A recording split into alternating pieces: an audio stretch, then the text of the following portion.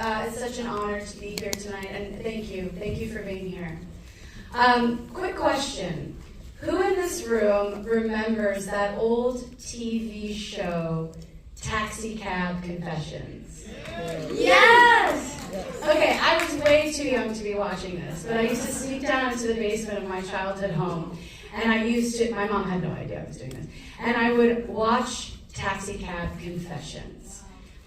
For those of you who don't know, the basic premise is a real-life New Yorker would jump in the back seat of a cab, and on the journey to their destination, they would very naturally and very organically bare their soul to the cabbie and a lot of their top secrets, not knowing that they were on hidden camera.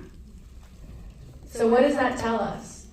That tells us that the show was only made possible because they were trying to capture something that already existed right here in New York City.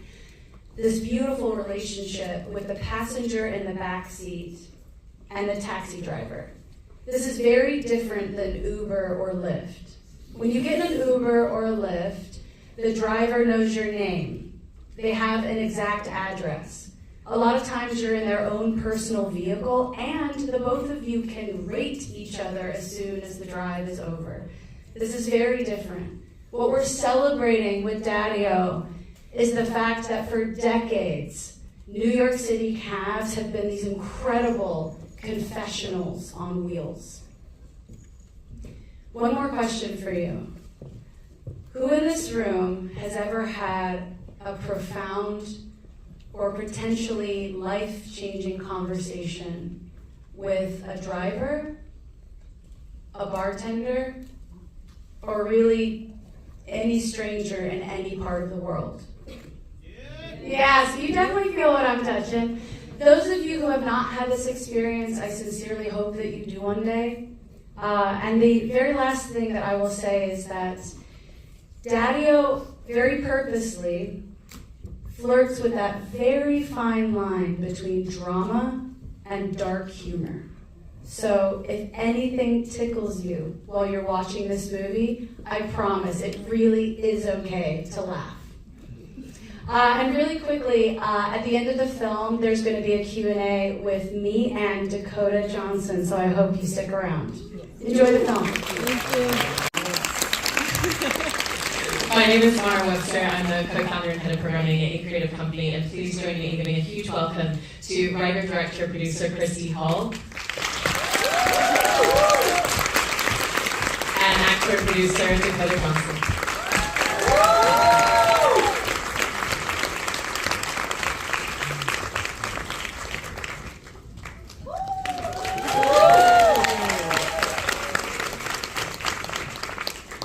I mean, firstly, a huge congratulations to both of you on the project. And oh my God! I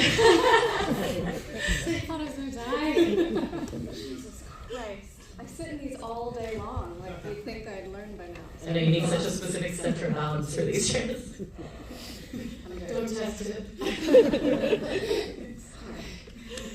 Christy, I wanted to start with you in talking about the journey of development on this film, because I know that you initially wrote it and were envisioning the idea of it as a theater piece, kind of specifically in the round with the audience all around so that they could really get the perspective of these two characters in the cab ride. And as you started to envision it as a feature film instead, I was interested in the way that you thought so specifically visually about a stage production informed the way that you wanted to tell the story on screen. You know what's so interesting about this, and this is very much wholly the truth. When I first had the idea of this, I actually saw it as a film first because it just lends itself to the cinematic language. I wanted people to feel like they were eavesdropping on the phone, the ability to be in his point of view in the rear view or her point of view, and the lights that drive is so distinctive. New York City itself is basically the third character of the film. So I saw it as a film, and then for a time I did write it as a stage piece that never got fully realized, actually. And I wrote it as a stage piece because I'm a playwright, I come from the theater world, and I didn't have a bridge to Hollywood yet. So I thought, well, I would love for this to be a movie, but I have no connections in Hollywood, so I guess maybe I'll write it as a play, and then if it could get produced as a play, then maybe it'll be fully realized as a film at some point. And, you know, I wrote it as a play, no one produced it, it never had its day in court, so it's almost unfair to say it was ever a theater piece because it never got to, you know, it never got to be on stage. I never mounted it. Yet! If anyone wants to put this on Broadway, you give Dakota Johnson a call. No, so this is an original screenplay that at one point was formatted as a stage play, and I have to say I love your question. This is the fullness of what I had in my head, and I'm so grateful that we got to make the movie first. Yeah. And for you, Dakota, it's such an interesting film to get to make because you're telling a story in real time, but ultimately at the end of this hour and a half, you want to leave her somewhere different to where we met her in the journey. And so knowing that it had to be like these really minute incremental moments that kind of work towards the ending, how did you set about figuring out her arc in the movie? Well, it was all on the page. It was girly. I mean, everything that she goes through is just kind of why I was drawn to this role. Anyway, she goes through being and becoming so many different people throughout the 90 minutes, and even the relationship that she has with Clark shifts and changes, and these power dynamics and relationship between man and woman goes through so many different molds and colors and moments. So it was just written. It was really truly just all there, and so detailed and thoughtful and nuanced. And Christy is a really intentional writer. So it wasn't hard to go like, oh, okay, and then shift here and shift here. It really reads as it plays. I also wanted to ask you both about the rehearsal period because you did some rehearsals at Sean Penn's home, but I love the detail of it in that you basically had the two of you sitting behind each other with kind of like a ricochet mirror because the entire film is the two of you not being able to make direct eye contact. And I was interested in how, you know, mimicking that setup during the rehearsal period and going through scenes really helped. Yeah, Sean made like his own version of a rearview mirror with some duct tape and a broom and a handheld mirror, and it was so silly. And he just sat with his back to me and Christine. We were just there In his living room. But that only happened like once, twice, and then we talked through things mostly. We read through and just had the words come out, and just made sure it all flowed well, but there wasn't extensive rehearsal. This isn't a piece that I think you want to over-rehearse. You know, you really want to save those natural reactions. So we did treat it like theater in that, you know, you sit down, you do what's called table work, you read through it, you talk through the beats, and then yes, we did the broom and the mirror. But then, you know, you want to leave a lot of room for exploration on the day and to really let them just embody the characters and the words and just to have fun. So I didn't want them to feel shackled to something we had decided weeks before. Yeah. One of the things I think is so interesting watching the dynamic between the two characters throughout the film is there's an openness and a vulnerability that you can have with someone who's a stranger where you know that your time with them is only going to exist in a finite bubble and you're never going to see them again. And so for both of you, I was interested in how that really shaped some of the interactions in the film and the idea of they're just in each other's path for this brief moment of time. Well, I think that's so much a part of why you wrote this and why it resonated with me is because some of the most profound experiences you can have as a human being in terms of human connection can exist with somebody that you don't know and that you may never see again, and it might change your life and it might change their life. And I think for me, I just find it to be something that's like missing a little bit these days. I think people are very afraid of each other. I think people are very judgmental of each other. And it's like I would like people to be vulnerable with each other more these days. But I don't know, you wrote it because of that, right? That's Yeah, I mean, I I've had the most profound conversations, not only in New York, but all over the world. And I think sometimes it's easier to open your chest to someone that you don't know. You can create more of a space of non-judgment. There's no preconceived notions of who you're supposed to be. There's no expectation. So yeah, I find that if you know you're never going to see them again, you might allow yourself to say things that you would never say to the closest person to you. And I mean, off the back of that as well, Dakota, you're talking about the necessity of it being non-judgmental in the story as well. You know, but she still doesn't open up everything immediately. There's kind of like these little tangential beats of, okay, I trust a little bit more to talk about this thing. And at the beginning, it's very, you know, superfluous, like, what's your name? Where are you from? And so again, kind of going back to the script, did you find that the writing really gave you all of those beats throughout your performance? Yeah, and I think it's also, Gurley doesn't really know a lot of the things she's discovering in this cab ride. Like, she's confronting herself as well as this person. So it's not necessarily that she's like, oh, how much do I tell him? It's like, oh my God, you know, like, oh fuck. And then sort of working it out with this man. Yeah. And in the way that you've written Sean's character, you know, it kind of seems like you wanted to allow him to sometimes say things where it's like teetering on potentially being a little bit offensive, but then also there's a real softness and vulnerability, and so he kind of coexists in both of these spaces at the same time. And I was interested in some of the unique challenges of writing a character and making it exist in that way, because that's what makes him so fully fleshed out and human. Yeah, I mean, men like this exist. I mean, it feels honest Women to like me. that, Yeah, sure. But I will say, like, I allow him to be brash, and I allow him to not always say the right thing, because he is so raw, and this is a man who's made mistakes, he owns his mistakes. It's that flawed nature of him makes him, he renders himself potentially the only person that she could potentially say these things to, because he just lets these things fly. So then she feels like, well, if I could say these things to anyone in the world, it would probably be you.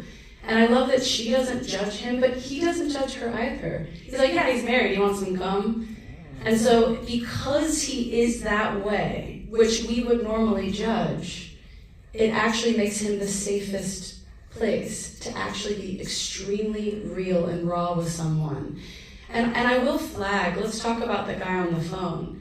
If you watched him walk down the street, he's probably in a perfect suit, he's probably beautifully manicured, and you would probably have a lot of wish fulfillment around him.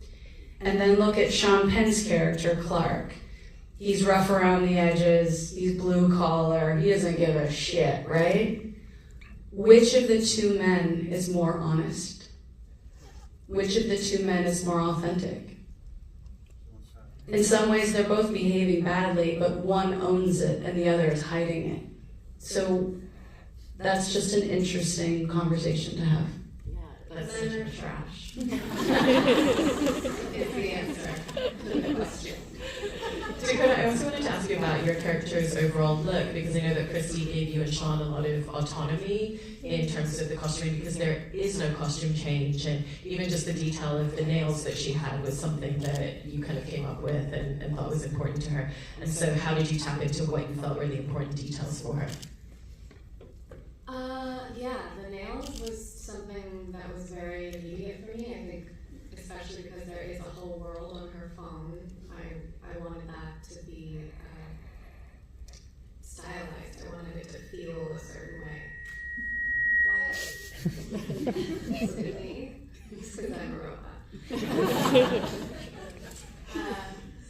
And even down to little things like the tattoo of the cross on her hand, and her little heart earrings, and that really amazing blonde wig that I love so much. I don't know, little things that, like, when I said to Christy, this is what I'm thinking, she was like, that is not what I was thinking. But she did trust me with it, which was amazing, and I was very grateful for that. And I feel like those little details, you know, bring you into this person's mind and into her world, even though, like, nails I don't usually think about in a movie, but because we spent basically a whole day on the texting. It was like, felt like some details should go into that. One of the small details that I love that you have in the film, Christy, is the money plant that he has, that he waters for good luck and fortune. Every time we shot that, it broke my heart. It like moved me to actual tears when we filmed that. It's just, I think, the most tender part of the whole movie. Yeah, it's such a wonderful detail, so I was interested in where the idea for that stemmed from. Yeah, again, you know, being a writer-director, it's a very humbling thing because you write this thing, you're extremely intentional and detailed about it, but then you're inviting all these incredibly talented people to surround your idea and to help you manifest it into reality. So for Dakota to be like, I remember one time she's like, I got a text from you. You were like, is she blonde? And I was like, she is blonde. Like, it's like you're inviting people, you build a little sandbox, which is, I think, the script, and then you invite people to come in the sandbox and play with you. And it does take a village. I mean, it's the role of the director to keep a very strong vision of what it is and what it is not. But then it's an incredible thing. It is a collaboration. We're doing it together. We're doing it as a family. Like, I did not make this by myself. So I have to say, I have to give her credit. Christy Zia, our incredible production designer, we got on a Zoom one day and she said, I've been doing a lot of research about like real cabbies, and she found a photo of a taxi driver who kept a real live plant in his cab. And she said, do you think Clark has a plant? And I was like, he does. She's like, what kind of plant do you think it is? And I said, well, you know, like, he talks so much about money, and I was like, wouldn't it be so interesting if he has a money plant? And what a beautiful detail about this character. Like, this is a man who has a house in Jackson Heights. You know, a lot of these cabbies, they own their medallions. They have a mortgage on them. Like, it's a lot of stress, actually. And so then for him to be tenderly keeping this money plant, it actually says a lot about where this person is in his life. Dakota, I was also curious about the experience of filming so many sequences and scenes where she's having text message conversations and just kind of figuring out the pacing and the rhythm and responses that she's having emotionally to that whole conversation. I mean, it felt very organic. I think there's some messages that she's sending that are like very quick responses, and then there's some that she's unsure of, questioning herself, and then, you know, the reactions that she has to the texts are, you know, very quiet and for herself. They're not for anyone. So I don't know. We did spend a lot of time on that stuff, and we had like a funny system for it, and obviously the casting of the dick pic was important. We actually did have to cast that. We didn't pull that like off some kind of like pre-existing like. Yeah, it's true. There's not really like a file of like potential dick pics. Propmasters.com or whatever. It's like, we had to figure out, do we even know whose dick that is? I don't think we do. Are we allowed to tell this story about kind of how it came to be? I think we're allowed to say anything about anything.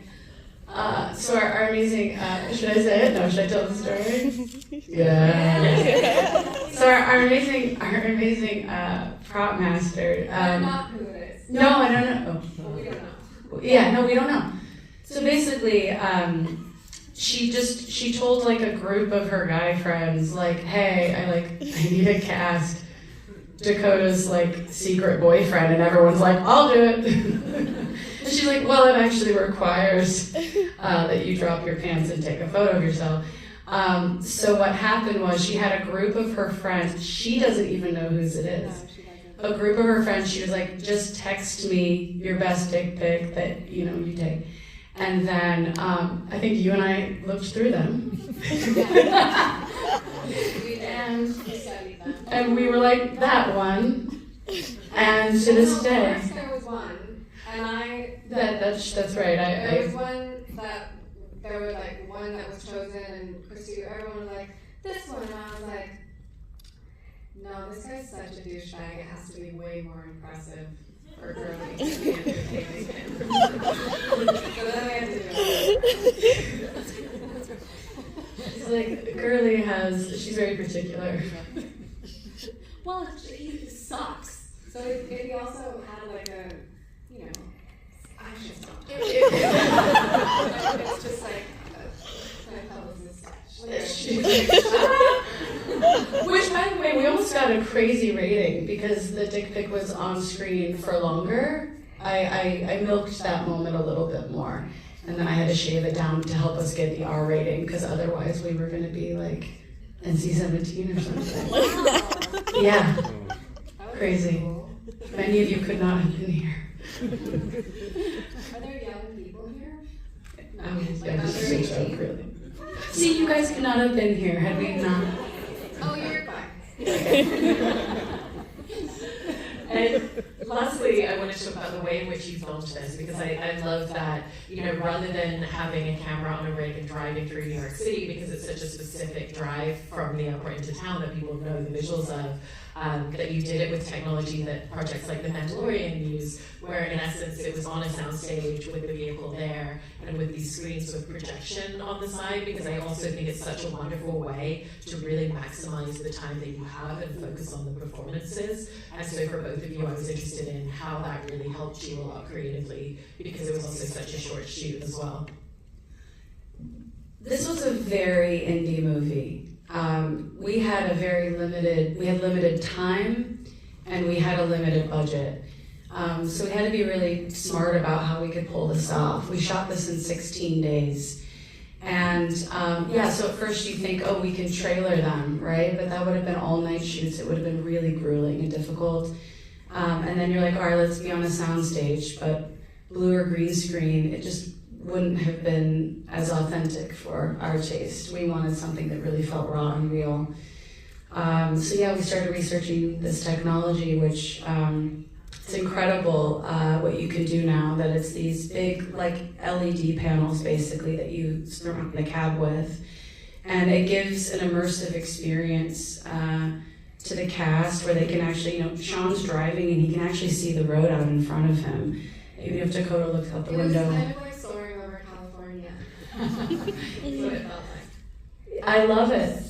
Well, it really gave it a feeling of time and place, which I think is extremely important. And then we were at the monitor, and we could actually, Fade and Papa Michael, our incredible DP, we could be at the monitor, we could see what it was actually going to look like. And then the soft light was engaging with the environment. And then Faden could hit hard light on top of it. So for example, if a car went by Sean's shoulder, he could hit some red on Sean, which would be like the taillights from the car. So it just gave it a texture and a depth, because if you think about it, the background and foreground are all filtering through the lens at the same time. All that information is being captured by the camera. So it just gives it a feeling of reality. So to be clear, everything like the airport or the drop-off was shot on location. All the exterior of the cab was shot from JFK to Hell's Kitchen. Everything interior in the cab was shot on a soundstage with this technology. And I think we're the first just straight drama to utilize this technology throughout the whole film. Which is amazing. It's such a fantastic film, and you both have so much to be proud of in terms of what you've accomplished. So congratulations, and thank you so much for sharing the film, and thank you to all of you for coming out.